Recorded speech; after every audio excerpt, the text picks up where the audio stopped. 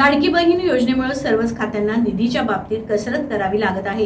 ही वस्तुस्थिती आहे। बजेटमध्ये ज्या पद्धतीची निधीची उपलब्धता इतर विभागांना व्हायला हवी होती ती झालेली नाही। यामुळे आमच्या सर्वांचीच थोडीशी अडचण झाली आहे। पहिल्या टप्प्यात काही धावपळ झाली आहे, आता गाडी रुळावर येईल। लाडकी बहीणच नाही तर ज्या ज्या योजना दिल्या आहेत त्यासाठीच्या निधीची उपलब्धता पुढच्या टप्प्यात होईल, असं प्रकाश आंबेडकर यांनी माध्यमांशी बोलताना म्हटलं आहे। आदिवासी विभागाचा निधी लाडकी बहीण योजनेसाठी वळवल्यानं मंत्री संजय शिरसाट यांनी टीका केली आहे।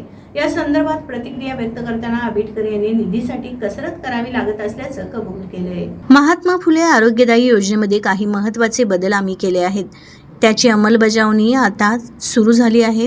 पुढील 1 महिन्यांमध्ये या योजनेतील आर्थिक मदतीमध्ये वाढ केली जाणार आहे। या योजनेतील एकही रुपया रुग्णांकडून घ्यायचा नसताना दुर्दैवानं काही हॉस्पिटल रुग्णांकडून पैसे घेत असल्याचं समोर आलं आहे। त्या संदर्भात काही तक्रारी आल्या होत्या। अशा तक्रारींवर कारवाई करण्याच्या सूचना दिल्या आहेत। कोल्हापूरमध्ये 4 हॉस्पिटलवर अशी कारवाई झाली असून राज्यात देखील ही कारवाई सुरू होईल, अशी माहिती आरोग्यमंत्री प्रकाश आंबेडकर यांनी दिली। शासकीय यंत्रणेनं योग्य नियंत्रण ठेवल्यास आपोआप हॉस्पिटल्सना चांगलं काम करावं लागेल। यासाठी मोबाईल ॲपची निर्मिती करत आहोत।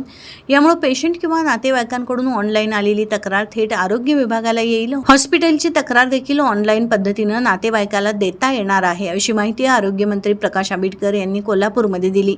गेल्या 5 वर्षात 1007 तक्रारी महात्मा फुले जन आरोग्य योजनेसंदर्भात आणि हॉस्पिटल संदर्भात आल्या होत्या।